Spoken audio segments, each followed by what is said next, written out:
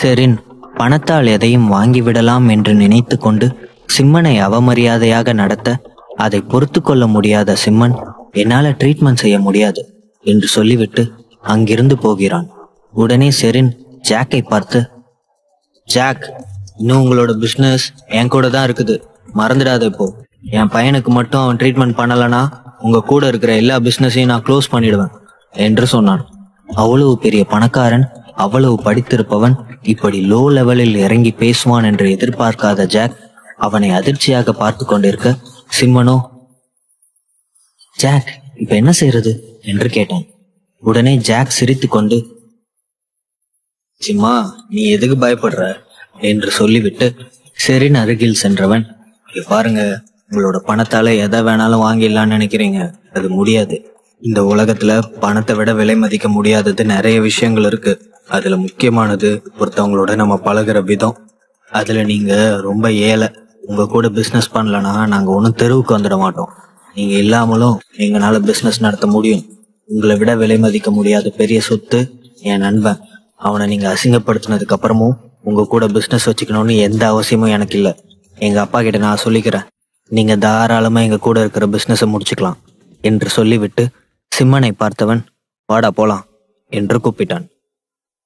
Jack, நீ நிஜமாதான் சொல்றியா? உனக்கு தெரியும் தானே அவர் எவ்வளவு பெரிய பணக்காரர்னு? அவர் மட்டும் உங்க கூட இருக்கிற பிசினஸை முடிச்சுக்கிட்டாருன்னா இது மூலமா பிசினஸ்ல உங்களுக்கு பெரிய லாஸ் ஏற்படும்.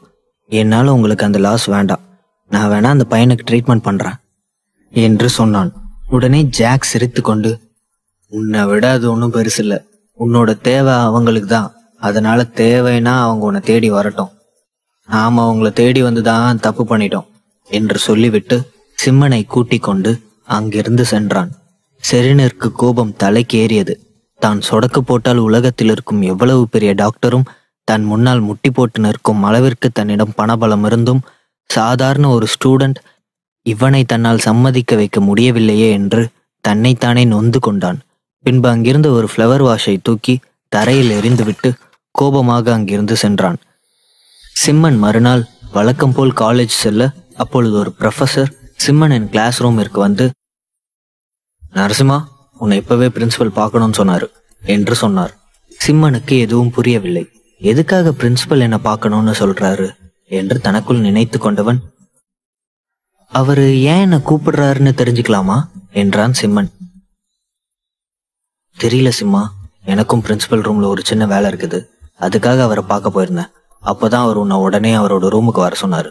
நீ என்னன்னு போய் கேளு, எனக்கு கிளாஸ் இருக்கு என்று சொல்லிவிட்டு அந்த ப்ரொஃபசர் அங்கிருந்து சென்றார். எதற்காக தன்னை பார்க்க வேண்டும் என்று சொல்கிறார் என்று எதுவும் புரியாமல் சிம்மன் பிரின்சிபலின் அறைக்கு சென்றவன், சார் என்று சொல்ல உடனே பிரின்சிபல் சிரித்து கொண்டே, நரசிம்மா என்று கூப்பிட்டார். ஹலோ சார், என்னை கூப்பிட்டதா சொன்னாங்க, ஏன்னு தெரிஞ்சுக்கலாமா என்று சிம்மன் கேட்டான். உடனே பிரின்சிபல் பரந்தாமன், நரசிம்மன், நீ ரொம்ப பிரைட்டான ஸ்டூடெண்ட், உன்னை பத்தி நிறைய கேள்விப்பட்டிருக்கேன், அதான் உன்னை பார்க்கலான்னு வர சொன்னேன். எதுக்காக நிக்கிற, உட்காரு என்று சொல்லிவிட்டு தனது மூக்கு கண்ணாடியை சரி செய்து கொண்டு அவனை பார்த்து சிரித்தார். சிம்மனிற்கு அவர் நிச்சயம் தன்னை ஏதோ ஒரு காரணத்திற்காக தான் வர வைத்திருக்கிறார் என்பது புரிந்து போக அவன் எதுவும் சொல்லாமல் அமைதியாக அவரை பார்த்து கொண்டு இருந்தான். உடனே பிரின்சிபல் சிரித்துவிட்டு, நம்ம காலேஜில் நெக்ஸ்ட் வீக் அமெரிக்கால இருந்து ஒரு மெடிக்கல் கேம்ப் வராங்க. அவங்க நம்ம காலேஜில் ஒர்க் ஷாப்புக்காக வராங்க. அதில் நிறைய காலேஜ் ஸ்டூடெண்ட்ஸ் பார்ட்டிசிபேட் பண்ணுறாங்க. நம்ம காலேஜ் சார்பா நீயும் பார்ட்டிசிபேட் பண்ணணும்னு ஆசைப்படுறோம் என்று சொன்னார். கண்டிப்பாக சார், இந்த மாதிரி வாய்ப்புக்காக தான் நானும் இத்தனை வருஷம் வெயிட் பண்ணிட்டு இருந்தேன். கண்டிப்பாக அந்த ஒர்க் ஷாப் எனக்கு யூஸ்ஃபுல்லாக இருக்கும்னு நினைக்கிறேன் என்று சிம்மன் சொன்னான். உடனே பிரின்சிபல், கண்டிப்பாக உனக்கு யூஸ்ஃபுல்லாக இருக்கும். நீ அதில் பார்ட்டிசிபேட் பண்ணினா எங்களுக்கும் பெருமை தான். அப்புறம் சிம்மா, எனக்கு தெரிஞ்ச ஒருத்தவங்க இருக்காங்க, அவங்களுக்கு கொஞ்சம் உடம்பு சரியில்லை, நீ அவங்கள ட்ரீட் பண்ண முடியுமா என்று பரந்தாமன் கேட்டார். தன்னை பற்றி என்னதான் தெரிந்திருந்தாலும் தனக்குள் இருக்கும் சக்தி அவருக்கு தெரிந்திருக்க வாய்ப்பில்லை என்று உணர்ந்தவன், தன்னை விட பெரிய டாக்டர்களை சஜஸ்ட் செய்யாமல் ஏன் தன்னை கேட்கிறார் என்று தனக்குள்ளே நினைத்து கொண்டவன், சார், நான் சாதாரண ஸ்டூடெண்ட், எதுக்காக என்கிட்ட சொல்றீங்க என்று கேட்டான். சிம்மா, உனக்கு அவங்கள ஏற்கனவே தெரியும்னு நினைக்கிறேன். அவங்க நீ தான் அவங்க குழந்தைய ட்ரீட் பண்ணணும்னு நினைக்கிறாங்க. அந்த ஹாங்காங்ல இருந்து வந்திருக்கார்ல செரின் என்று அவர் சொல்லி முடிக்கும் முன்பே, சாரி சார், என்னால் அந்த குழந்தைய ட்ரீட் பண்ண முடியாது. அந்த குழந்தை பெரிய பணக்கார வீட்டு குழந்தை, அதை ட்ரீட் பண்ணுறதுக்கு நிறைய பேர் இருப்பாங்க. அதனால என்னை விட பெஸ்ட்டான யாரையாவது பார்க்க சொல்லுங்க என்று சொல்லிவிட்டு சிம்மன் வேகமாக அங்கிருந்து எழுந்தான். சிம்மன் முகத்தில் அடித்தாற் போல் பரந்தாமனிடம் சொன்னது தாமோதரனுக்கு என்னவோ போல் இருந்தது. ஆனாலும் தனது கோபத்தை கண்ட்ரோல் செய்து கொண்டு, இங்க பாரு சிம்மா, அவங்க நம்ம மெடிக்கல் கவுன்சில் மூலமா பெரிய ப்ரெஷர் கொடுக்குறாங்க. அவங்க பெரிய பணக்காரங்க, உனக்கு தெரியும் தானே. அவங்க உன்னை எல்லாம் டாக்டர்னு மதிச்சு ட்ரீட்மெண்ட் பண்ண சொல்றதே பெரிய விஷயம். நீ ஏன் பேசாம அவங்க குழந்தைக்கு ட்ரீட்மெண்ட் பண்ணக்கூடாது என்று சொன்னார். சாரி சார், நீங்க என்கிட்ட வேற ஏதாவது பேசுறதா இருந்தா பேசுங்க, இல்லைன்னா நான் கிளம்புறேன். என்னால கண்டிப்பா அந்த வேலையெல்லாம் பண்ண முடியாது என்று சொன்னான். இப்பொழுது பரந்தாமன் மிகவும் கோபமாக எழுந்து, நரசிம்மா, இந்த காலேஜ்ல ஒரு ஸ்டூடெண்ட்டுங்கிறத மறந்துடாத. நான் நினைச்சா உன்னை இப்பவே இங்கிருந்து டிஸ்மிஸ் பண்ண முடியும். அது மட்டும் இல்ல, பிளாக் மார்க் போட்டு உன்னால் இந்த மெடிக்கல் ஃபீல்டில் திரும்ப நுழையவே முடியாத அளவுக்கு பண்ண முடியும் என்று சொன்னார். கண்டிப்பா சார், நீங்க இந்த காலேஜில் பிரின்சிபலா இருக்கும்போது உங்களுக்கு அந்த பவர் கூட இல்லைன்னா எப்படி? நீங்க தாராளமா என்ன இந்த காலேஜ் விட்டு வெளியேற்றலாம். நீங்க என்ன பண்ணாலும் என்னால் அந்த குழந்தைக்கு ட்ரீட்மெண்ட் கொடுக்க முடியாது என்று சொல்லிவிட்டு சிம்மன் அங்கிருந்து வெளியேறினான். சாதாரண ஸ்டூடெண்ட், இன்னும் காலேஜே முடிக்கல, அதுக்குள்ள உனக்கு இவ்வளவு திமிரா? உனக்கு இவ்வளவு திமிரு இருந்தா என்னோட பவரை நான் இப்போ காமிக்கிறேன் என்று சொன்னவர் உடனே நோட்டீஸ் போர்டிலும் ஆன்லைனிலும் சிம்மன் ஒரு சில ஒழுங்கீன செயலில் ஈடுபட்டதால் அவனை இப்பொழுதே காலேஜில் இருந்து டிஸ்மிஸ் செய்கிறேன் என்ற அறிவிப்பை வெளியிட்டார். தங்கள் காலேஜ் வெப்சைட்டில் இப்படி ஒரு நியூஸ் பார்த்ததும் அந்த காலேஜில் உள்ள மாணவர்கள் அனைவரும் அதிர்ச்சியாக, சிம்மன் ரொம்ப நல்ல பையன், ரொம்ப டிசிப்ளினான பையனாச்சே, அவன் எப்படி இப்படி ஒரு செயலில் ஈடுபட்டிருப்பான்? அவன் மேல யார் இப்படி ஒரு பழியை சுமத்தினது என்று கோபமாக பேசிக்கொண்டனர். அவனை காலேஜிலிருந்து வெளியேற்றியது காயத்ரிக்கும் தெரிய வர காயத்ரி வேகமாக ஓடி வந்து சிம்மனிடம், சிம்மா, இதெல்லாம் என்ன? நிஜமாவே உன்னை காலேஜ் விட்டு வெளியேற்றிட்டாங்களா என்று மூச்சிறைக்க கேட்டாள். இப்ப நீ எதுக்கு உன்னோட டிபார்ட்மெண்ட்ல இருந்து இப்படி மூச்சிறைக்க ஓடி வர? உண்மைதான், என்னை காலேஜ் விட்டு வெளியே போக சொல்லிட்டாங்க. எனக்கு அதனால ஒன்றும் பிரச்சனை இல்லை. எப்படி பார்த்தாலும் இங்க கத்துக்கிறதுக்கு எனக்கு எதுவும் இல்லை. நானே மெடிக்கல் கவுன்சிலிங்ல கேள்வி கேட்பாங்கங்கிற ஒரு காரணத்துக்காக தான் வந்தேன். இங்க வந்து நான் டைம் வேஸ்ட் பண்றதை விட 4 உயிர்களை வெளியே காப்பாற்றலாம். சரி, நான் கிளம்புறேன், நீ ஒழுங்கா படி என்று சொல்லிவிட்டு சிம்மன் அங்கிருந்து போனான். காயத்ரி எதுவும் சொல்லாமல் அவன் போவதே அமைதியாக பார்த்து கொண்டு நின்றாள். அவனுடன் படிக்கும் மற்ற மாணவர்கள், சிம்மா, நீ வெயிட் பண்ணு, உனக்கு நியாயம் கிடைக்காம நீ இங்க இருந்து போகக்கூடாது. நாங்க எல்லாரும் பிரின்சிபல் கிட்ட கேட்கிறோம். உன்னை திரும்பவும் இந்த காலேஜில் சேர்த்துக்கலனா எங்களாலேயும் இங்க படிக்க முடியாதுன்னு சொல்ல போறோம் என்று சொல்லினார். உடனே சிம்மன் அவர்களை பார்த்து, அதெல்லாம் எதுவும் வேணாம், இங்கெல்லாம் பவர் இருக்கிறவங்க தான் வாழ முடியும். நம்மளை மாதிரி ஆளுங்களுக்கு இடம் இல்லை. எனக்கும் இந்த மாதிரி டிஸ்கஸ்டிங்கான ஆளுங்க முகத்தை பார்க்கறதுக்கு இரிட்டேட்டிங் ஆகுது. நீங்க எல்லாரும் எனக்கு சப்போர்ட் பண்ணதே போதும். நீங்க நல்லா படிங்க, நான் கிளம்புறேன் என்று சொல்லிவிட்டு சிம்மன் தனது காரை எடுத்துக்கொண்டு அங்கிருந்து சென்றான். தொடரும். மீனா தனது இருக்கையில் உட்கார்ந்து பேஷண்ட்டுகளை பார்த்து கொண்டிருக்க, அப்பொழுது ஸ்கூல் விட்டு அங்கே வந்த கிருஷ்ணாவின் மகள் மகி, பாட்டி நான் வந்துட்டேன் என்று சொல்லிக்கொண்டு வேகமாக மீனா அருகில் ஓடினாள்.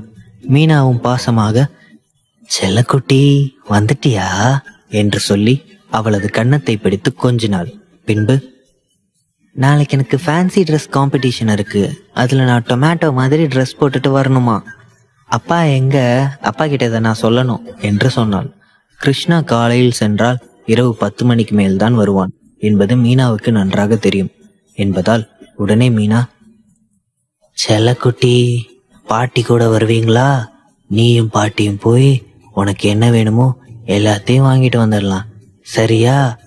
நீ என்னோட ரூம்ல போய் இந்த திங்ஸ் எல்லாம் வச்சுட்டு ட்ரெஸ் சேஞ்ச் பண்ணிட்டு வா, அதுக்குள்ள பாட்டியும் ரெடி ஆயிடுறேன் என்று சொன்னாள்.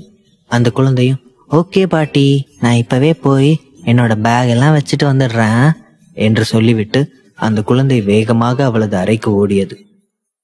குழந்தை சந்தோஷமாக போவதை பார்த்த மீனா சிரித்துக்கொண்டே காசிநாதனின் பேரன் ஆனந்தை பார்த்து, ஆனந்த், மிச்சம் இருக்கிற பேஷண்ட் எல்லாம் நீ பார்த்துக்கோ, நான் மகியை கூட்டிட்டு போய் அவளுக்கு தேவையான திங்ஸ் எல்லாம் வாங்கிட்டு வந்துடுறேன் என்று சொன்னாள். நோ இஷ்யூ ஆன்ட்டி, நீங்க கூட்டிட்டு போயிட்டு வாங்க, நான் பார்த்துக்கிறேன் என்று சொல்லிவிட்டு ஆனந்த் மீனாவின் இருக்கையில் வந்து உட்கார்ந்தான். மீனா சற்று நேரத்தில் மாடியிலிருந்து கீழே வந்த மகிமையை கூட்டிக் கொண்டு அங்கிருந்து கிளம்பினாள். ஆனந்த் வயதான ஒருவருக்கு ட்ரீட்மெண்ட் செய்து கொண்டிருந்தான். அப்பொழுது, டாக்டர் ப்ளீஸ் என் மனைவிக்கு என்னாச்சுன்னு பாருங்க என்று சொல்லிக்கொண்டு தனது மனைவியை தன் கைகளில் தூக்கி கொண்டு ஓடி வந்தான்.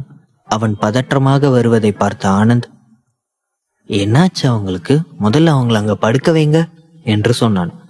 நல்லாதான் கிச்சன்ல சமைச்சிட்டு இருந்தா, திடீர்னு தலையெல்லாம் சுத்துதுன்னு சொன்னான். நான் அவளை உட்கார வச்சுட்டு தண்ணி எடுத்துட்டு வர்றதுக்குள்ள மயங்கி அப்படியே விழுந்துட்டா என்று அவளது கணவன் சொன்னான். சரி சரி, நீங்க ஒன்றும் கவலைப்படாதீங்க, நான் இப்பவே அவங்கள பார்க்கறேன் என்று சொல்லிவிட்டு அந்த பெண்ணின் அருகில் சென்று பார்க்க அவள் 5 மாதம் கர்ப்பிணியாக இருந்தாள். அந்த பெண்ணின் பல்ஸை செக் செய்தவன் பின்பு அவனது அக்குபஞ்சர் ஊசியை எடுத்து அந்த பெண்ணின் தலையிலும் கையிலும் மெதுவாக செலுத்தினான். சற்று நேரத்தில் கண் விழித்தவள் அருகில் நின்று கொண்டிருந்த தனது கணவனை பார்த்து, என்னங்க என்று சொன்னாள். பிரியா, உனக்கு ஒன்றும் ஆகலைல்ல, நீ நல்லா தானே இருக்க என்று அவளது கணவன் கேட்டான். உடனே அவள், எனக்கு ஒன்றும் இல்லைங்க, ஜஸ்ட் தலை சுத்துது, இப்போ லைட்டா தலை வலிக்குது, அவ்வளவுதான், இதுக்கு எதுக்கு என்னை ஹாஸ்பிட்டல் கூட்டிட்டு வந்தீங்க என்று கேட்டுக்கொண்டு மெதுவாக எழுந்து உட்கார்ந்தாள். அவளை வேகமாக ஓடி சென்று கட்டி அணைத்தவன், பிரியா, நான் ரொம்பவே பயந்தே போயிட்டேன், உனக்கு தெரியும் தானே நீ இல்லைன்னா இந்த உலகத்துல நான் இல்லைன்னு என்று சொல்லி அவளது கணவன் கண் கலங்கினான்.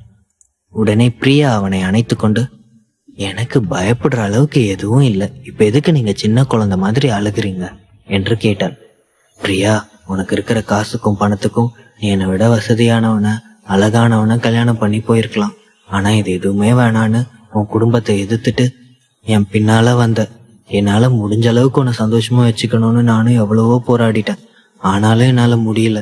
இருந்தும் என்னோட சேர்ந்து எல்லா கஷ்டத்தையும் தாங்கிட்டு இருக்க. அப்படி இருக்கிற உனக்கு ஏதாவது ஒன்று ஆச்சுன்னா என்னையே என்னால மன்னிச்சுக்க முடியாது இல்லையா என்று சொன்னான். உடனே அந்த பெண், இங்க பாருங்க, நான் நல்லா தான் இருக்கேன், நம்ம குழந்தையும் நல்லா தான் இருக்கு, நீங்க எதுக்கும் வருத்தப்படாதீங்க, எனக்கு இந்த உலகத்துல தேவை நீங்களும் உங்களோட காதலும் தான் என்று சொல்லி கொண்டு இருக்கும் பொழுது அந்த பெண் தனது அடிவயிற்றை பிடித்து கொண்டு அலற ஆரம்பித்தாள். அந்த பெண் அழுவதை பார்த்ததும் அவளது கணவன் துடித்து போய், பிரியா பிரியா, என்னாச்சு, எதுக்கு இப்படி கத்துற என்று சொல்லி கொண்டு இருக்கும் பொழுதே அவள் படுத்திருந்த அந்த படுக்கை இரத்தக்கரையாக ஆகியது. அதிர்ந்து போனவன், டாக்டர் என்ன பண்றீங்க, என்னாச்சு என்று ஆனந்தை பிடித்து கத்தினான். ஆனந்தும் அதை பார்த்து என்னாச்சு என்று தெரியாமல் அதிர்ந்து போனான். அப்பொழுது உள்ளே வந்த மீனா, என்னாச்சு, இங்க என்ன நடக்குது என்று கேட்டுக்கொண்டு அந்த பெண் அருகில் வந்து பார்த்தவள் அவளது ஆடையெல்லாம் ரத்தமாக இருப்பதை பார்த்துவிட்டு, கடவுளே ஆனந்த், என்னாச்சு, இந்த பொண்ணை என்ன பண்ண என்று கேட்டாள். ஆன்ட்டி, அந்த பொண்ணு மயங்கி இருந்தது, அக்குபஞ்சர் முறையில என்ன பண்ணணுமோ நான் அதை தான் பண்ணேன், அதை பண்ணதுக்கு அப்புறம் அந்த பொண்ணு கண்ணு முழிச்சிடுச்சு, ஆனா இது எப்படின்னு எனக்கு தெரியல என்று சொல்லி கொண்டிருக்கும் பொழுது அந்த பெண்ணின் கணவன் ஆனந்தின் சட்டையை பிடித்து, இங்க பாரு, என் ஒய்ஃபுக்கு மட்டும் ஏதாவது ஒன்று ஆச்சு உன்னை நான் உயிரோடவே விட மாட்டேன், எங்க காதலோட அடையாளம் எங்க குழந்தை, எங்க குழந்தைக்கு மட்டும் ஏதாவது ஒன்று ஆச்சுன்னா நான் என்ன பண்ணுவேன்னு தெரியாது என்று அவன் அழுது கொண்டே கத்தினான். மீனாவிற்கும் என்ன சொல்வது என்று எதுவும் புரியவில்லை. பிரியாவோ அடிவயிற்றை பிடித்து கொண்டு, என்னால வழி தாங்க முடியல என்று பெட்டில் உருண்டு கொண்டு இருந்தாள். அதை பார்த்ததும் அவளது கணவன் ஆனந்தை விட்டுவிட்டு மறுபடியும் பிரியா அருகில் வந்து அவளை கட்டி கொண்டு, பிரியா சாரி, என்னால உன்னை சரியா பார்த்துக்க முடியல என்று அணைத்து கொண்டு அழுதான். அப்பொழுது அங்கே வந்த சிம்மன், என்னாச்சு என்று கேட்க மீனா நடந்ததை சுருக்கமாக சொன்னாள். அதை கேட்டதும் சிம்மன் ஆனந்தை முறைத்து கொண்டு, ஆனந்த், நீ என்ன பண்ணி வச்சிருக்க என்று கேட்டான். நான் எந்த தப்பும் பண்ணல, அக்குபஞ்சர் முறையில என்ன பண்ணணுமோ அதை தான் நான் பண்ணேன் என்று ஆனந்த் சொன்னான். ஆனந்த், உங்க தாத்தா இதனாலதான் உன்னை என்கிட்ட அனுப்பி வச்சிருக்காரு, உன்கிட்ட எனக்கு இப்ப பேசுறதுக்கு நேரம் இல்ல, நான் அப்புறம் வந்து பேசுறேன் என்று அவனை முறைத்து விட்டு, எல்லாரும் கொஞ்சம் வெளியில போங்க என்று சொல்லிவிட்டு சிம்மன் ஸ்கிரீனை இழுத்து விட்டான். உடனே அந்த பெண்ணின் கணவன், இங்க பாருங்க, ஏற்கனவே என் குழந்தைக்கு என்ன ஆச்சுன்னு தெரியல, மறுபடியும் எதுக்காக எல்லாரையும் வெளியில போக சொல்றீங்க, என்னோட பிரியா விட்டு என்னால போக முடியாது என்று அவளது கையை பிடித்து கொண்டு அவளது கணவன் அழுதான். இங்க பாருங்க, உங்க நிலைமை எனக்கு புரியுது, ஆனா நீங்க வெளியில போனாதான் என்னால ட்ரீட்மெண்ட் பண்ண முடியும், நிஜமாவே உங்க ஒய்ஃப் மேல பாசம் இருந்துச்சுன்னா கொஞ்சம் வெளியில போங்க என்று சொன்னான். மீனாவோ, தம்பி, என் புள்ள எப்படியும் உன்னோட ஒய்ஃபை காப்பாத்திடுவான், நீ வெளியில வாப்பா என்று சொல்லி அவனை அங்கிருந்து கூட்டி கொண்டு வெளியே சென்றாள்.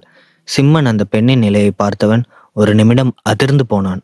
அவளது உடலிலிருந்து ரத்தம் கசிந்து கொண்டிருந்தது. முதலில் அந்த பெண்ணின் கையை பிடித்து நாடியை பார்த்தான். பின்பு அவளது வயிற்றில் கை வைத்து பார்க்க கரு கலைந்திருந்தது. அந்த பெண் அந்த வழியிலும் சிம்மனின் கையை பிடித்து கொண்டு, எனக்கு என்ன ஆனாலும் பரவாயில்ல, ஆனா என் குழந்தைக்கு எதுவும் ஆகக்கூடாது. நான் நல்லபடியா இந்த குழந்தைய பெற்று அவர் கையில கொடுக்கணும். அவர் ஒரு அனாதை, அவருக்குன்னு சொல்லிக்க யாருமே இல்லை. அவரோட வாழ்க்கையில உறவுன்னு சொல்லிக்க நான் தான் வந்தேன். இந்த குழந்தை தான் அவரோட ஒரே உறவு.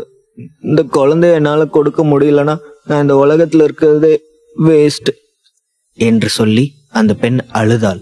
அந்த பெண்ணின் அழுகை சிம்மனுக்குள் ஏதோ செய்தது. எப்படியாவது இந்த குழந்தையை காப்பாற்ற வேண்டும் என்று எண்ணியவன் அவனால் முடிந்த அனைத்து சிகிச்சையும் செய்து பார்த்தான். எதுவும் பலனளிக்காமல் போக இறுதியாக தனக்குள் இருக்கும் ஸ்பிரிச்சுவல் சக்தியை பயன்படுத்தலாம் என்று முடிவெடுத்து கண்களை மூடி தனது முன்னோரை அழைத்தான். அப்பொழுது அவனது கனவில் வந்தவர், சிம்மா, நீ ஏற்கனவே உன்னோட ஸ்பிரிச்சுவல் சக்தியை வச்சு இறந்து போன அந்த குழந்தையை காப்பாத்தின. அதுலேயே பாதி போயிடுச்சு. உன்னோட முழு ஸ்பிரிச்சுவல் சக்தியை அடைகிறதுக்கு கிட்டத்தட்ட 10 கட்டத்துக்கு மேல ஆகணும். நீ இப்போதான் ஸ்பிரிச்சுவல் சக்தியில 4வது கட்டத்தை அடைஞ்சிருக்க. இன்னும் பல கட்டம் போக வேண்டியது இருக்கு. இந்த நிலைமையில நீ இப்போ இந்த ஸ்பிரிச்சுவல் சக்தியை பயன்படுத்தி இந்த குழந்தையை காப்பாத்திடலாம். ஆனா இன்னொரு முறை உன்னோட ஸ்பிரிச்சுவல் சக்தியை நீ பயன்படுத்தினா நீயே இறந்து போயிடுவ. அதனால யோசிச்சு நல்ல முடிவா எடு என்று சொல்லிவிட்டு சென்றார். தனது கனவில் அவர் வந்து அப்படி சொன்னதும் சிம்மன் அதிர்ந்து போய் நிற்க அந்த பெண்ணின் அழுகுரல் அவனை நிஜ உலகிற்கு அழைத்து வந்தது. சிம்மன் தனது ஸ்பிரிச்சுவல் சக்தியை பயன்படுத்துவானா? அந்த குழந்தைக்கு உயிர் வந்ததா? இதையெல்லாம் தெரிஞ்சுக்கணுமா? அடுத்த அத்தியாயத்தை கேளுங்க. தொடரும்.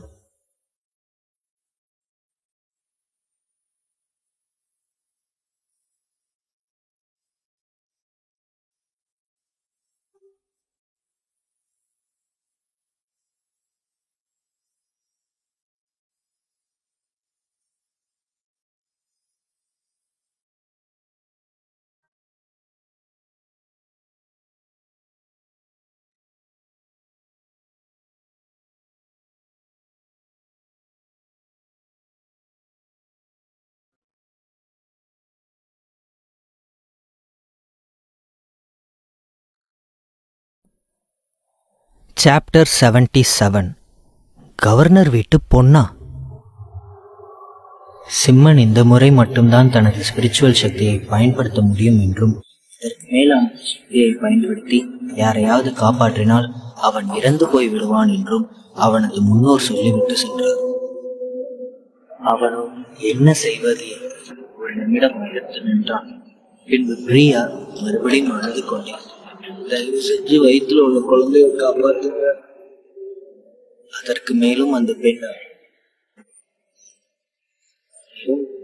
சக்தியையும் அதை ஒளி வடிவில் ஆக்கியவன் செலுத்தினான். அந்த ஒளி அந்த பெண்ணின் வயிற்றுக்குள் சென்ற அடுத்த மொழி அவளது உடலில் கசிந்து கொண்டிருந்த ரத்தம் அவளது வலியும் குறைந்தது. அவனது உடலில் இருந்து ஸ்பிரிச்சுவல் சக்தி வெளியேறியதும் சிம்மனின் நிலை இன்னும் மோசமானது.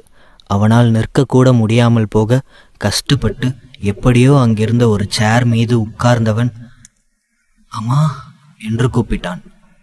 சிம்மனின் குரல் கேட்டதும் வேகமாக உள்ளே வந்த மீனாவிற்கு சிம்மனின் நிலையை கண்டதுமே புரிந்து போனது அவன் தனது ஸ்பிரிச்சுவல் சக்தியை பயன்படுத்தி இருக்கிறான் என்று. உடனே, சிம்மா, உனக்கு ஒன்றும் ஆகலல்ல என்று கேட்டான். எனக்கு எதுவும் இல்லைம்மா. அந்த பொண்ணுக்கு மாத்துறதுக்கு ஏதாவது ட்ரெஸ் கொடுங்க. அதுக்கப்புறம் நான் சொல்ற சில ப்ரெஸ்கிரிப்ஷனை எடுத்து அந்த பொண்ணுக்கிட்ட கொடுத்துடுங்க. ஒரு வாரம் கண்டினியூவா அதை எடுத்துக்க சொல்லுங்க. அதுக்கப்புறம் எந்த பிரச்சனையும் இல்லை என்று சொன்னான். சிம்மன் தலையில் கை வைத்த மீனா, சிம்மா, உன்னை நினைக்கையில எனக்கு ரொம்ப பெருமையா இருக்கு. நீ ரெஸ்ட் எடுத்துக்கோ என்று சொன்னவள், ஆனந்த், சிம்மாவை கூட்டிட்டு அந்த ரூமுக்கு போ என்று சொல்லிவிட்டு சிம்மன் சொன்ன அந்த பிரிஸ்கிரிப்ஷனை எடுத்து அவளது கணவனிடம் கொடுத்து, இத ஒரு வாரத்துக்கு தொடர்ந்து கொடுங்க என்று சொன்னவள் அந்த பெண்ணிற்காக ஒரு ட்ரெஸ்ஸையும் அவளது கணவனிடம் கொடுத்து, இத மாத்த சொல்லுங்க என்று சொல்லிவிட்டு மறுபடியும் சிம்மனை பார்க்க சென்றாள். ஆனந்திடம் என்னதான் திறமை இருந்தாலும் அவனது முன்கோபமும் யோசிக்காத தன்மையும் அவனுக்கு எப்பொழுதும் பிரச்சனை ஏற்படுத்துகிறது என்பதால்தான் காசிநாதன் ஆனந்தை சிம்மனிடம் அனுப்பி வைத்திருந்தார். அவன் எப்படி அங்கு நடந்து கொள்கிறான் என்பதை பார்ப்பதற்காக அப்பொழுது காசிநாதனும் அனுவும் அங்கே வந்தனர். அவர் வந்த நேரம் சூழ்நிலை அப்படி இருக்க காசிநாதன், உன்னை என்ன சொல்றதுன்னு எனக்கு தெரியல, உன்னை எதுக்காக நான் இங்கே அனுப்புனேன்? சிம்மன்கிட்ட இருந்து ஏதாவது கற்றுக்கணும் தானே, ஆனால் அதை விட்டுட்டு சிம்மனுக்கு இவ்வளோ பெரிய பிரச்சனையை ஏற்படுத்திட்டியே என்று திட்டினார். தாத்தா, நிஜமாவே நீங்கள் என்ன சொல்கிறீங்கன்னு எனக்கு எதுவும் புரியலை. நீங்கள் எப்படி சொல்லி கொடுத்தீங்களோ நான் அப்படி தான் பெர்ஃபார்ம் பண்ணேன். அந்த பொண்ணுக்கு எப்படி இப்படி ஆச்சுன்னே எனக்கு தெரியல தாத்தா என்று சொன்னார். அப்பொழுது அங்கிருந்த படுக்கையில் படுத்திருந்த சிம்மன் எழுந்து உட்கார்ந்து, ஆனந்த், பெர்ஃபார்ம் பண்ணதெல்லாம் சரிதான், ஆனால் அதை யாருக்கு பெர்ஃபார்ம் பண்ணணும்னு உனக்கு தெரியாதா? அந்த பொண்ணு 5 months ப்ரெக்னெண்ட்டாக இருக்கும், அது உனக்கு தெரியுமா தெரியாது? எனக்கு தான் அது தெரியுமே என்று ஆனந்த் சொல்லி உடனே காசிநாதன் தலையில் அடித்துக்கொண்டு, ஏண்டா ப்ரெக்னெண்ட் ஆனது பாயிண்ட் மிஸ்கேரேஜ் ஆகிடும் சொல்லி கொடுத்துருக்கா என்று கேட்டார். அப்பொழுதுதான் ஆனந்திற்கு காசிநாதன் சொல்லி கொடுத்தது நினைவு வர, சாரி தாத்தா, இதே போல் இப்பதான் நான் என்ன தப்பு புரியுது. தப்பான பாயிண்ட்ல நான் அக்குபஞ்சர் பண்ணிட்டேன், அதனாலதான் அந்த பொண்ணுக்கு மிஸ்கேரேஜ் ஆச்சு. ஆனா தாத்தா, அந்த பொண்ணை எப்படி சும்மா சரி செஞ்சாங்க? அக்குபஞ்சர்ல இது எப்படி சாத்தியம் என்று கேட்டேன். காசிநாதனும் ஆச்சரியத்துடன், என்ன சரி செஞ்சுட்டான்? என்ன சொன்னான்? ஆனந்த் சொல்றது உண்மையா என்று கேட்டார். காசிநாதன் அக்குபஞ்சர் வைத்தியத்தில் மிகவும் பிரபலமானவர். அவருக்கு எப்படியும் இதெல்லாம் தெரிந்திருக்கும். அவரிடம் தான் தனது ஸ்பிரிச்சுவல் சக்தியை பயன்படுத்தி தான் அந்த குழந்தையை காப்பாற்றினேன் என்று எப்படி சொல்வது என்று எதுவும் தெரியாமல் சிம்மன் முழித்துக் கொண்டிருந்தான். அப்பொழுது அங்கே வந்த அந்த பெண்ணின் கணவன் சிம்மனை கட்டி அணைத்து, ரொம்ப தேங்க்ஸ், எனக்கு இந்த உலகத்துல உறவுன்னு சொல்லிக்க இருக்கிறதே என்னோட ஒய்ஃபும் அவ வயிற்றுல வளர்ந்துகிட்டு இருக்க என்னோட குழந்தையும் தான். அவங்க 2 பேருக்கும் ஏதாவது ஒன்று ஆச்சுன்னா நான் உயிரோடவே காப்பாற்றினதுக்கு ரொம்ப தேங்க்ஸ் என்று அழுதான்.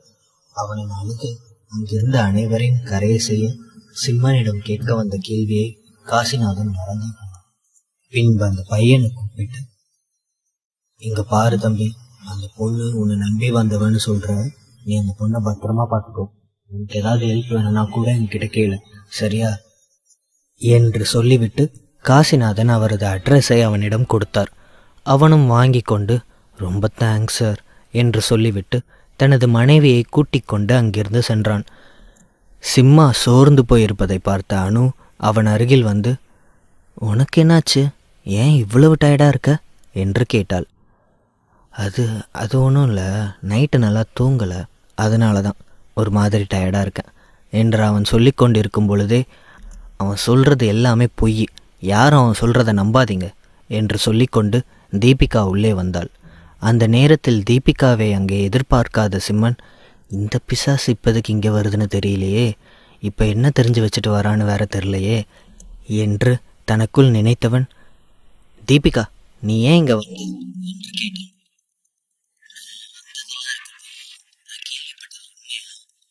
காலேஜிலிருந்து வெளியே அனுப்பிட்டாங்க, உங்களுக்கு எவ்வளோ தைரியம் இருந்தோ வெளியே அனுப்புவாங்க என்று கேட்டான். தீபிகா சொன்னதை கேட்டு அங்கிருந்த அனைவரும்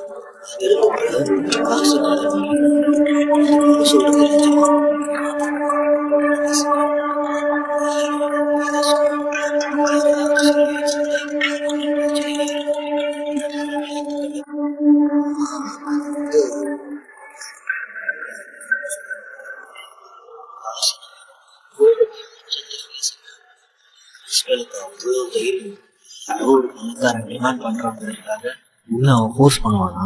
நீ அதை செய்யலைன்னா உன்னை காலேஜ் விட்டு அனுப்புவானா? நான் இப்போவே மெடிக்கல் கவுன்சிலிங்கில் பேசி அவன் மேலே பெட்டிஷன் போட்டு இப்போவே அவனை பிரின்சிபல் பதவியிலேருந்து தூக்குறனா இல்லையான்னு பாரு என்று கோபமாக பேசிவிட்டு தனது செல்ஃபோனை எடுக்க, அதுக்கு ஒன்றும் அவசியமே இல்லை, நான் ஆல்ரெடி அதை பண்ணிட்டு தான் வந்திருக்கேன் என்று தீபிகா சொன்னாள். தீபிகா அப்படி சொன்னதும் தான் காசிநாதன், இந்த பொண்ணு யாரு என்று மீனாவிடம் கேட்டார். மீனா சிரித்து, அவ சிம்மாவோட ஃப்ரெண்டு தான் என்று சொன்னாள். நீ சிம்மாவோட ஃப்ரெண்டாமா? நீயும் சும்மா ஒரு தான் படிக்கிறியா என்று காசிநாதன் தீபிகாவிடம் கேட்டார். உடனே அவள், இல்ல இல்ல, இந்த மாதிரி போரிங்கான காலேஜுக்கெல்லாம் நான் போக மாட்டேன். சும்மா எங்க தாத்தா உடம்பு சரியில்லாம இருந்தப்போ அவரை காப்பாத்தணும், அது சும்மா எனக்கு அவனுக்கு தெரியும் என்று சொன்னான். ஓ அப்படியா, சரி, தாத்தா யாரு என்று காசிநாதன் கேட்டார். உடனே தீபிகா சிரித்து, எங்க தாத்தாவை தெரியாதா? ஓல்டு மாஸ்டர் கிருபாகரன் இருக்காருல்ல, எக்ஸ் ஜெனரல், அவர் தான் எங்க தாத்தா. எங்க மாமா யாருன்னு தெரியுந்தாங்க, நம்ம நாட்டோட கவர்னர் என்று சொன்னார். உடனே காசிநாதன் அதிர்ச்சியாகி, யார சொல்ற? ஓல்டு மாஸ்டர் கிருபாகரன், அவரோட பையன் சம்பத்தியா சொல்ற? உடனே தீபிகா கேஷுவலாக சிரித்து கொண்டு, ஆமா என்று சொன்னாங்க. என்னம்மா இவ்வளவு பெரிய வீட்டு பொண்ணு இவ்வளவு சாதாரணமா லோ ப்ரொஃபைல் மெயின்டைன் பண்ற என்று கேட்டார். உடனே தீபிகா சிரித்து கொண்டு, அங்கிள், அதுக்காக நான் என்ன கவர்னர் வீட்டு பொண்ணு ஜெனரல் வீட்டு பொண்ணுன்னு போர்டா பிடிச்சுன்னு தெரியுங்க. அது மட்டும் இல்லாம ஒருவேளை நான் அந்த வீட்டு பொண்ணுன்னு வெளியில சொல்லிக்கிட்டே இருந்தேன்னா மத்த யாரும் என்கிட்ட ஜோவியெல்லாம் பழக மாட்டாங்கல்ல. அதனாலதான் நான் எப்பவுமே லோ ப்ரொஃபைல் மெயின்டைன் பண்றேன். எனக்கு இந்த சிம்பிள் லைஃப் தான் ரொம்ப பிடிச்சிருக்கு என்று சொல்லிவிட்டு சிம்மன் அருகில் சென்று உட்கார்ந்தாள். அவள் தன் அருகில் உட்கார்ந்ததும் அவளது காதை பிடித்த சிம்மன், ஏய் பாலு, நீ காலேஜ் போனியா? எதுக்கு தேவையில்லாத வேலை பார்க்கற என்று கேட்டான். இப்ப என்ன அந்த ஆளு உன் மேல தேவையில்லாத பொய் பழிய போட்டு காலேஜ் விட்டு அனுப்புனா அவனை நான் சும்மா விடுவேனா? அதான் கவுன்சிலிங் வரைக்கும் நான் அவனை பொசிஷன் போட்டு அந்த காலேஜ் விட்டே போக வச்சிட்டேன் என்று சொல்லி சிரித்தாள். கிருபாகரன் பெயரை மீனாவுக்கு படபட என்று ஆனது. ஒரு மாதிரி மயக்கம் வருவது போலாக அதை பார்த்த அனு வேகமாக மீனாவை பிடித்துக் கொண்டு தனது தந்தையின் குடும்பத்தை பற்றி சிம்மா தனது தந்தை குடும்பத்தில் சேருவாங்க என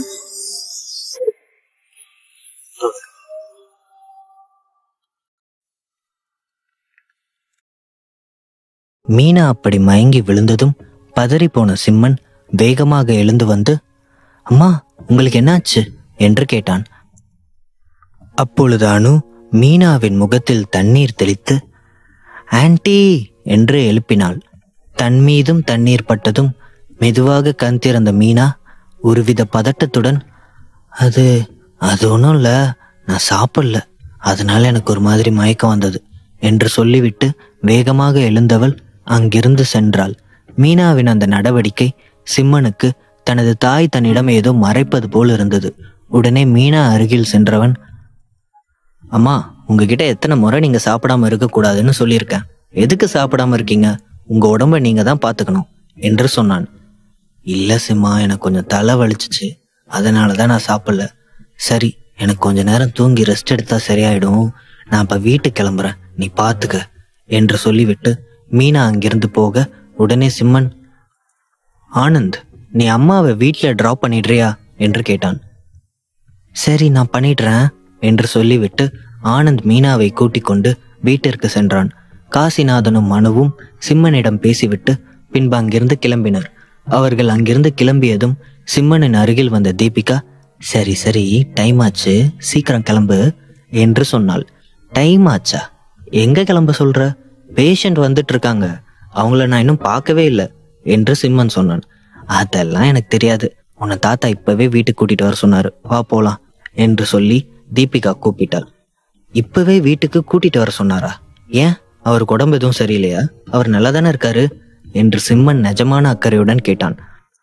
உடனே தீபிகா சிரித்து கொண்டு, எனக்கு அதெல்லாம் தெரியாது, எதா இருந்தாலும் நீ அவர்கிட்ட நேரா வந்து கேட்டுக்கோ, இப்ப வா போலாம் என்று சொல்லிவிட்டு அவனது கையை பிடித்து இழுத்தாள். உடனே சிம்மன், இரு நான் ஜஸ்ட் ஃபேஸ் வாஷாவது பண்ணிட்டு வந்துடுறேன் என்று சொல்லிவிட்டு ரெஸ்ட் ரூம் சென்றவன் 5 நிமிடத்தில் திரும்பி வர தீபிகா அவனை கூட்டிக் கொண்டு அங்கிருந்து சென்றாள். சற்று நேரத்தில் இருவரும் கிருபாகரனின் வீட்டிற்கு சென்று இருக்க கிருபாகரன் சிம்மனை பார்த்ததும் சிரித்துக்கொண்டே, எப்படி இருக்க? உனக்கு இந்த ஓல்டு மாஸ்டர் மேல கொஞ்சம் கூட அக்கறையே இல்லைல்ல? அப்படி இருந்திருந்தா ஒரு முறையாவது வந்து என்ன நீ பார்த்திருப்பல்ல என்று கேட்டார். ஐயோ ஓல்டு மாஸ்டர், அப்படியெல்லாம் எதுவுமே இல்லை, நிஜமாவே உங்க மேல எனக்கு நிறைய அக்கறை இருக்கு, அதனாலதான் இப்ப கூட நான் உங்களை பார்க்க வந்தேன் என்று சிம்மன் சிரித்து கொண்டே சொன்னான்.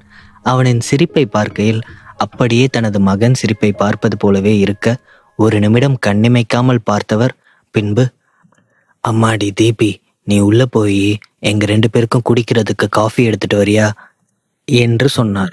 உடனே தீபிகா ஆச்சரியமாக, என்ன காஃபியா, அதுவும் நானா என்று தனது தாத்தாவை பார்த்து கேட்டாள். உடனே சிம்மன் சிரித்துவிட்டு, ஓல்ட் மாஸ்டர், அவளை யார் கூடயாவது சண்டை போட சொன்னா போடுவா, அவளை போய் காஃபி எடுத்துட்டு வர சொன்னா அதை எப்படி எடுத்துட்டு வருவா, அதெல்லாம் பொண்ணுங்க பார்க்குற வேலை இல்லையா என்று சொன்னான். உடனே தீபிகா முறைத்து கொண்டு அவனது கையை பிடித்து கிள்ளினாள். தீபிகா அப்படி கிள்ளியதும், ஆ வலிக்குது பைத்தியம் என்று சொல்லி அவளது தலையில் தட்டினான். உடனே தீபிகாவும் தனது தலையை தேய்த்து கொண்டு, எருமை எனக்கும் வலிக்குது என்று சொன்னாள்.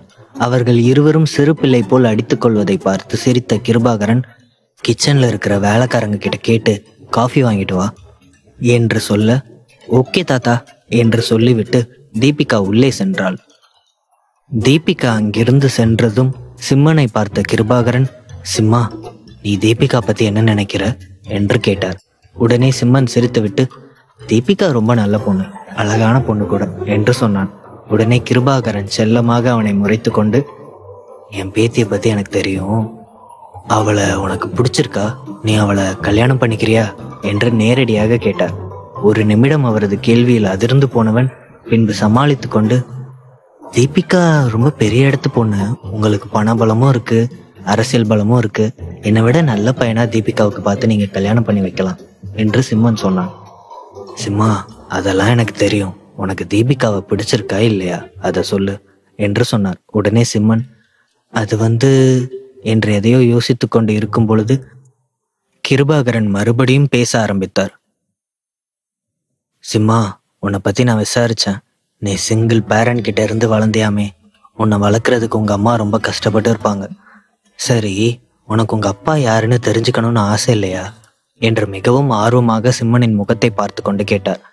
கிருபாகரன் அப்படி கேட்டதும் சிம்மன் துளியளவு கூட யோசிக்காமல், இல்ல, அவரை பத்தி நான் ஏன் கேட்கணும், எங்க அம்மாவை விட்டுட்டு போன அவரை நான் ஒரு மனுஷனா கூட மதிக்கிறது இல்லை, அவரை நான் ஏன் தெரிஞ்சுக்கணும், இந்த ஜென்மத்துல எங்க அம்மாக்கு நான் இருக்கேன், எனக்கு எங்க அம்மா இருக்காங்க, அது போதும் என்று சிம்மன் கோபமாக சொன்னான். சிம்மனின் கோபம் நியாயமானதுதான் என்பதை புரிந்து கொண்ட கிருபாகரன், சிம்மா, உன்னோட நியாயத்தை நீ சொல்லிட்ட, ஒருவேளை உங்க அப்பாவுக்கு நீ ஒருத்தன் இருக்கிறதே தெரியாம இருந்தா அவர் பக்கமும் நியாயம் இருக்குல்ல, அதையும் பார்க்கணும்ல என்று தனது மகனுக்கு சப்போர்ட் பண்ணி பேசினார். உடனே சிம்மன், ஓல்ட் மாஸ்டர், நீங்க வேற ஏதாவது பேசுறதா இருந்தா பேசுங்க, அவரை பத்தி பேசுறதா இருந்தா நான் இப்பவே இங்க இருந்து கிளம்புறேன் என்று கோபமாக சொன்னான். உடனே ஓல்ட் மாஸ்டர் சிரித்து விட்டு, அப்படியே இதுலயே அவங்க அப்பா மாதிரி தான் இருக்கான் என்று தனக்குள் சொல்லி கொண்டார். இப்போ உள்ள பசங்களுக்கு இந்த கோபம் எப்படி வருதோ தெரியல. சரி, அதை விடு, நீ என் பேத்தியை கல்யாணம் பண்ணிக்கிறியா இல்லையா என்று கேட்டார். ஓல்ட் மாஸ்டர், தீபிகாவை எனக்கு ரொம்ப பிடிக்கும், ஒரு ஃப்ரெண்டா அவ கூட நான் எப்பவும் சப்போர்ட்டிவா இருப்பேன், ஆனா அவளை என்னால கல்யாணம் பண்ணிக்க முடியாது, எனக்கு ஏற்கனவே கேர்ள் ஃப்ரெண்ட் இருக்கா, நான் அவளைதான் கல்யாணம் பண்ணிக்க போறேன் என்று சிம்மன் சொன்னான். சிம்மனுக்கு தனது பேத்தியை கல்யாணம் பண்ணி கொடுத்து விடலாம் என்று பகல் கனவு கண்டு கொண்டிருந்தவருக்கு சிம்மனின் அந்த பதில் அதிர்ச்சியை ஏற்படுத்தியது. பின்பு அந்த அதிர்ச்சியை அவனிடம் காட்டாமல், என்னோட பேத்தியை விட நீ லவ் பண்ற பொண்ணு அழகா, பெரிய பணக்கார குடும்பமா என்று கேட்டார். உடனே சிம்மன், உங்க பேத்தியை விட ஒன்னும் அழகில்ல, அதே மாதிரி உங்க பேத்தி அளவுக்கு ஒன்னும் பணக்காரங்களும் இல்லை, ஆனா அவ்வளவுதான் எனக்கு ரொம்ப பிடிச்சிருக்கு, நான் அவ்வளவுதான் கல்யாணம் பண்ணுவேன் என்று சிம்மன் சொன்னான். உடனே கிருபாகரன் சிரித்து விட்டு, ஒருவேளை நீ என் பேத்தியை கல்யாணம் பண்ணிக்கிறேன்னு சொல்லியிருந்தா கூட நான் இவ்வளவு சந்தோஷப்பட்டிருக்க மாட்டேன். அந்த பொண்ணு என் பேத்தியை விட எந்த வகையிலையும் வசதி இல்லாத போதும் அவளை கல்யாணம் பண்ணணும்னு நினைச்சிட்டல, அது எனக்கு சந்தோஷத்தை தான் கொடுக்குது. என் பேத்தியை கல்யாணம் பண்ணி தான் நீ எனக்கு பேரனா வரணும்னு இல்லை, என் பேத்தியை கல்யாணம் பண்ணாமலே நீ என் பேரனா வரலாம். எப்படியோ உனக்கு பிடிச்ச பொண்ணை கல்யாணம் பண்ணி நீயாவது சந்தோஷமா இருந்தா எனக்கு அது போதும் என்று சொன்னார். சிம்மன் எதுவும் புரியாமல் கிருபாகரனை பார்க்க கிருபாகரனின் கண்கள் ஓரம் கண்ணீர் கசிந்தது. அவர் ஏன் கண் கலங்குகிறார் என்பதை தெரிந்து கொள்வதற்காக கிருபாகரனின் முகத்தை பார்க்க போக அப்பொழுது தீபிகா காஃபியுடன் அங்கே வந்தாள். தீபிகா வந்ததும் சிம்மன் கிருபாகரனை பார்ப்பதை தவிர்த்தான். பின்பு சற்று நேரம் அவர்களுடன் பேசிவிட்டு சிம்மன் அங்கிருந்து கிளம்பினான். வெளியில் வந்தவனுக்கு ஏனோ மேக்னாவின் நினைவு வர உடனே அவளுக்கு கால் செய்தான். மேக்னா ஆபீஸில் பிஸியாக இருப்பதாக சொல்ல உடனே சிம்மன் தனது காரை எடுத்துக்கொண்டு ஆபீஸிற்கு சென்றான். மேக்னா தனது அருகில் உட்கார்ந்திருக்க எக்ஸ்கியூஸ் மீ மேம் என்று சொல்லிக்கொண்டே சிம்மன் உள்ளே போக மேக்னா வேகமாக ஓடி வந்து அவனின் கழுத்தை கட்டிக்கொண்டு, என்ன மேமா, நான் உனக்கு மேமா என்று கேட்டாள். உடனே சிம்மன் அவளை இறுக தன்னுடன் அணைத்து கொண்டு அவளது கழுத்தில் தனது இதழை பதித்து, ஏய் குட்டி காப்ளின், நான் உன்னை ரொம்ப மிஸ் பண்ணேன்டி என்று சொன்னான். பதிலுக்கு மேக்னாவும் அவனது மார்பில் தனது இதழை பதித்து, நானும் இந்த லிட்டில் டாக்டரை ரொம்ப மிஸ் பண்ணேன் என்று சொன்னாள். சிம்மன் அவளை அப்படியே தூக்கி கொண்டு அங்கிருந்த சோஃபாவில் உட்கார வைத்து அவளது கால்களை தூக்கி தனது மடியில் வைத்து கொண்டு வழக்கம் போல மசாஜ் செய்து கொண்டே, என்ன ரொம்ப வேலையா என்று கேட்டான். ஆமா சிம்மா, பயங்கர வேலை, இன்னும் கொஞ்ச நேரத்துல சினி வேல்டுக்கு வேற போகணும் என்று மேக்னா சொன்னாள். என்ன சினி வேல்டுக்கா? அங்க எதுக்கு நீ போகணும் என்று சிம்மன் எதுவும் புரியாமல் கேட்டான். அது என்று மேக்னா ஏதோ சொல்ல வர அப்பொழுது எக்ஸ்கியூஸ் மீ மேம் என்று சொல்லிக்கொண்டு காயத்ரி அங்கே வந்தாள். உள்ளே வந்த காயத்ரி அவர்கள் இருவரையும் பார்த்து அதிர்ந்து நின்றாள்.